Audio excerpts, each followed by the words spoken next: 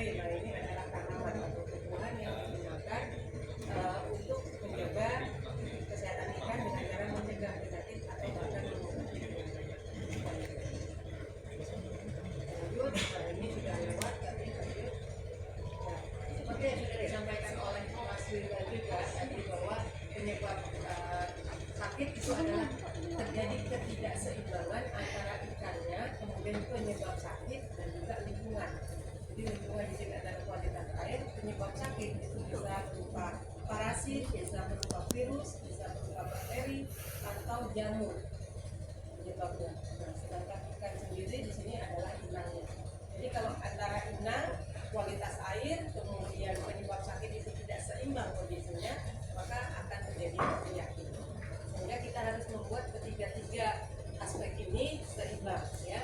Nah, bila tidak terjadi keseimbangan, maka akan terjadi beberapa kemungkinan. Jadi kita lihat dulu istilah penyakit pada ikan. Penyakit bisa timbul apabila terjadi infeksi. Infeksi di sini maksudnya adalah keberadaan patogen atau penyebab penyakit di dalam tubuh. Jadi kalau misalnya ada patogen di dalam tubuh, baik menyebabkan sakit atau tidak, itu sudah disebut infeksi. Baik sakit atau tidak, tapi patogen sudah ada di dalam tubuh kita. Nah, kalau terjadi pada ikan, maka ada tiga kemungkinan jika infeksi terjadi pada ikan. Yang pertama, kematian. Kalau kematian ini terjadi berarti ikan tidak mempunyai daya tahan tubuh yang cukup untuk melawan penyakit. Yang kedua adalah terjadi ikan sembuh, artinya daya tahan tubuhnya baik untuk melawan penyakit yang menyerang tadi. Kemudian yang ketiga, bisa berkembang sebagai sepertinya harian.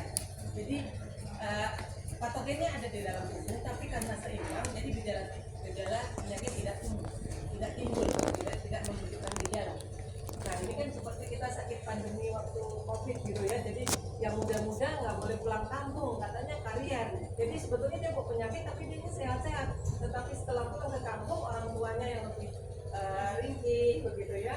Nah, itu mudah terserang dari penyakit yang dia bawa. Nah, ini ada juga terjadi sebenarnya karier. Jadi dia nggak ada gejala tapi sudah ada penyakit. Nah, sehingga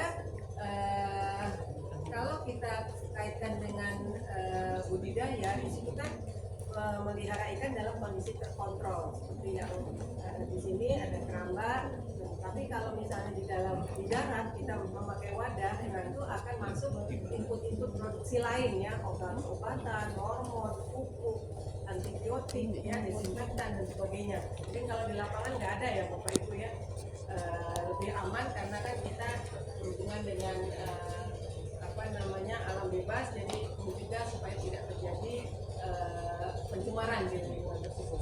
Nah, kalau kita kaitkan dengan herbal, sebetulnya dengan pemanfaatan herbal yang mudah terdegradasi di lingkungan, jadi atau terurai gitu ya, jadi nggak menumpuk, tidak terjadi resistensi. Kalau kita pakai ikan sakit terus kita kasih antibiotik, nah itu nanti bakteri yang menyebabkan sakit itu menjadi tahan terhadap antibiotik yang kita berikan, sehingga kalau dia itu penyebab sakit terus dia menyerang kita sakit, terus dikasih antibiotik, kitanya nggak bisa sembuh karena si bakterinya sudah tahan terhadap antibiotik yang diberikan.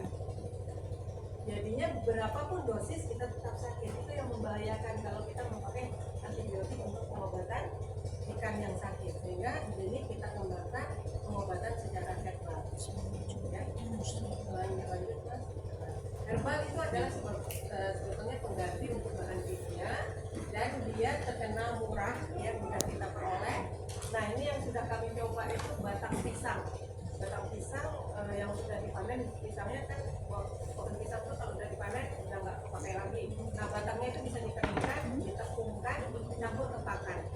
Nah, nanti bisa menambah kekebalan tubuh ikan. Nah, kami memanfaatkan bahan-bahan limbah, termasuk kulit bawang merah. Kulit bawang merah juga kami coba, hasilnya bagus. Gitu ya. Jadi ada kulit bawang merah, ada juga batang pisang, serta bahan lain, bawang putih, kemudian daun meniran. Semua daun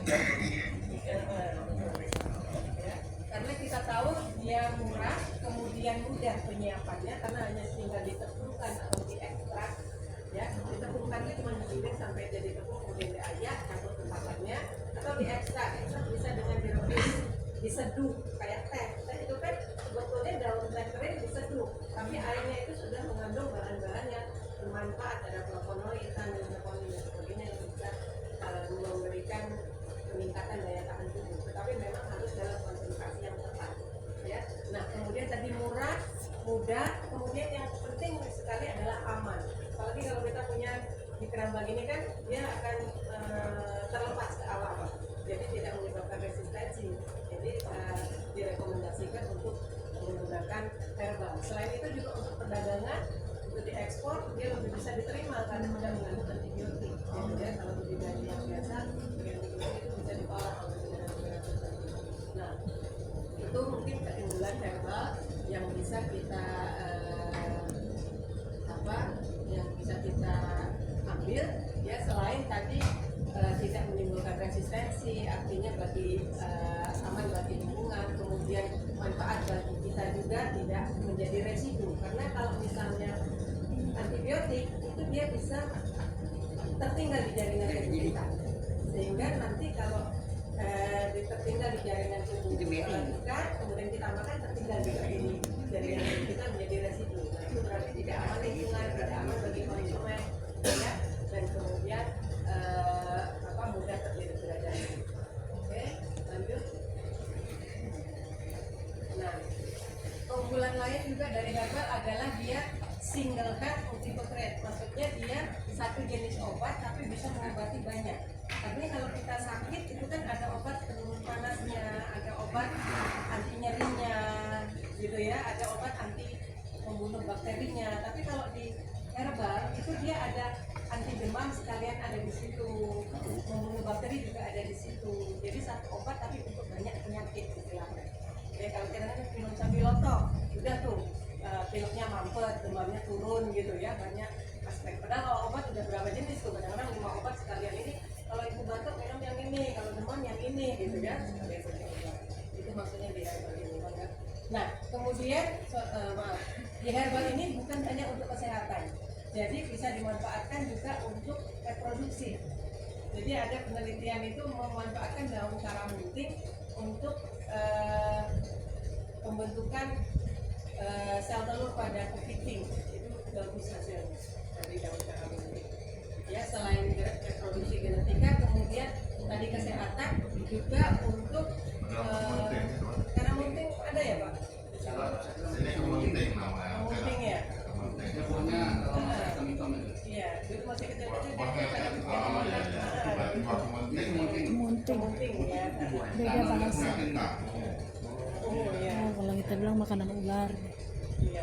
Jadi ada fungsinya itu untuk kesehatan, untuk reproduksi, ya. Terus ada juga untuk cabai Jawa, serbuk pinus, itu hasilnya bagus Pak. Untuk membuat reproduksinya ya, pelepasan sel telur atau sperma itu lebih bagus gitu hasilnya. Dan donat cepat matang. Kepiting Pak.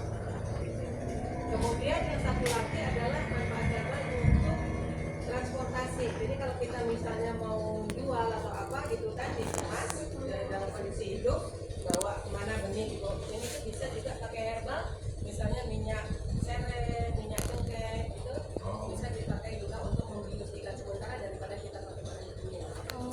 Jadi fungsinya bisa untuk kesehatan, bisa untuk reproduksi, bisa untuk transportasi ikan hidup. Iya, minyak cengkeh, minyak sereh. Soal tadi ada kan soal tes. Baik. Nah, ini tadi ya, manajemen kesehatan, reproduksi dan transportasi ikan hidup. Lanjut. Nah, cara aktifnya itu berbagai macam tadi ya, bisa membunuh agen patogen atau penyebab penyakit itu secara langsung, misalnya antibakteri, antifungsi, antivirus, antiparasit. Kami pernah mencoba juga ini Pak, biji pepaya. Kita press, airnya keluar, nah itu kita untuk menangani abus pada ikan, hasilnya juga bagus. Jadi kan sudah kebuang tuh pasti biji pepaya, kemudian batang pisang, kemudian kulit bawang merah. Mungkin dari catering setiap hari pasti produksinya banyak ya. Itu masih selesai penelitian juga belinya di Shopee Pak, tersedia ternyata kulit bawang merah itu tersedia. Saya juga baru tahu. Bu, saya keringkan lama gini, saya kan juga kalau mau sedikit, jadi saya beli aja Shopee ada Bu. Jadi sekarang tuh mereka memungkinkan semua. Enggak, silakan lanjut.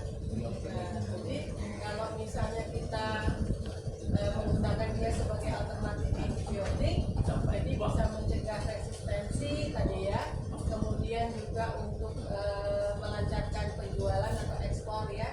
Jadi kalau mengandung antibiotik kan terjadi larangan penjualan dan penolakan produk oleh pasar gitu ya, kemudian terakumulasi dalam tubuh kita, resistensi antibiotik dan sebagainya. Itu makanya dijadikan dengan herbal tadi.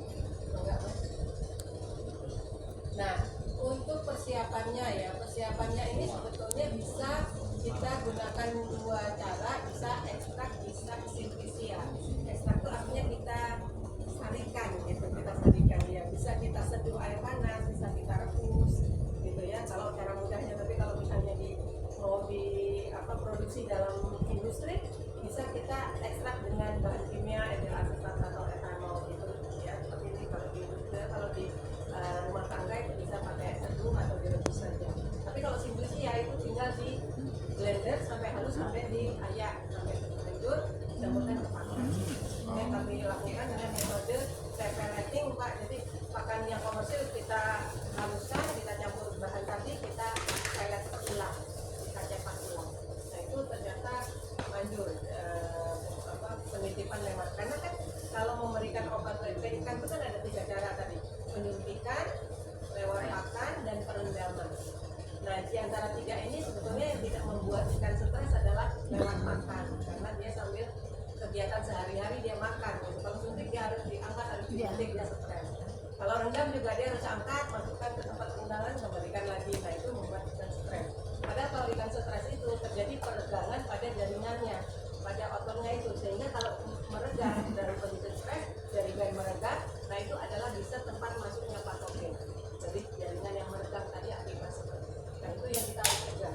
Sehingga kalau misalnya 1-2 ekor karena induk gitu ya mungkin masih mungkin disuntik, tapi kalau enggak banyak gitu ya, lebih baik lewat pakan. Nah kemudian ini cara-cara prosesnya. Lanjut, Mas. Nah kalau dikeringkan itu saya pernah coba yang tepung meniran dan bawang putih, ini hasilnya bagus gitu, tapi kemudian bawang putih ternyata harganya saat itu mahal sekali gitu. Jadi kita cari langsung limbah-limbah tadi supaya enggak, kalau kita itu enggak akan naik mahal harganya. Bawang putih sebetulnya bagus. Mahasiswa saya pernah APL di Banten ini, kalau bawang putihnya Pak, putihnya. Jadi sama itu digiling, kemudian dia press airnya pakai kain, airnya direndamnya ikan kerapu, sembuh gitu Pak. Dengan ekstrak bawang putih dia juga itu. Kalau yang tadi yang kulit itu yang bawang merah, mahasiswa saya lainnya coba di gudang Paname juga bagus. Jadi yang kena kutu itu rendam bawang putih tadi ya. Ini nggak ada minyak panas, Hah? nggak ada minyak panas. Apalagi tambah cabai. Karena ada juga yang penelitian itu kunyit sama sambiloto dikasih bawang putih, kata Pak Irzal itu tinggal goreng, nanti nggak usah dikasih bumbu lagi ya. Karena Ikannya udah ada bawang putihnya digoreng. gitu. Tapi memang tambah sehat gitu. Rasanya meningkat juga. Kayak punya asam ya Pak ya, kalau kita minum kan, makanya di kita bagus ternyata di ikan bagus. Ikan juga bagus. Kita cari limbah lagi yang untuk ikan gitu. Baik, lanjut. Nah ini persiapan pengukungan, preparasi dan sebagainya. Biasanya kita tambahkan lagi vitamin C karena nanti harus ada pemanasan, takutnya vitamin C itu kan larut dalam air. Jadi kalau dipanaskan dia menguap gitu, jadi kita tambahkan lagi dari luar. Kemudian untuk reproduksi lanjut. Nah ini beberapa aplikasi saya di bawah untuk meniran bawang putih itu ada pada lele, kemudian juga bawang lele dan kerapu ya, kerapu macan waktu itu. Lanjut. Hasilnya bagus.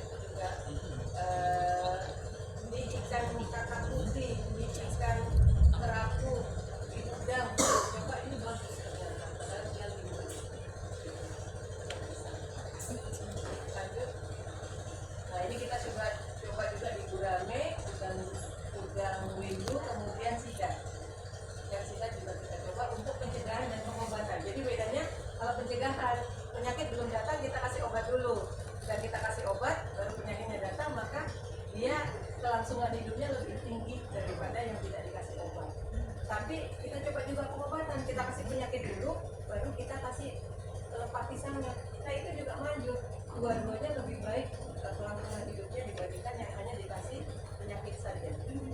Jadi bagus untuk pencegahan, bagus untuk pengobatan. Nah itu juga nilai plus dari herbal. Kalau kita pakai vaksin atau pakai probiotik itu kan hanya sifatnya mencegah. Tapi kalau udah sakit kita nggak bisa mengobati pakai vaksin. Tapi kalau herbal itu mencegah bisa, udah sakit mengobati juga bisa. Nah itu ya juga. Lanjut Pak. Nah ini yang kata putih mahasiswa dari Maluku waktu itu pelaku macet. Ini mahasiswa sekarang jadi dosen umrah di Tanjung Pinang. Kebetulan yang mencoba pelaku macet. Enggak, ada juga bawang hutan dari Kalimantan, dosen yang baik. Nah untuk yang reproduksi itu tadi ada cabai Jawa, sabit pinus, memberikan hasil yang baik untuk pembentukan konak dan populasi sperma sama syabana. Nah ini yang daun karamunting, jadi langsung telurnya itu banyak. Ya.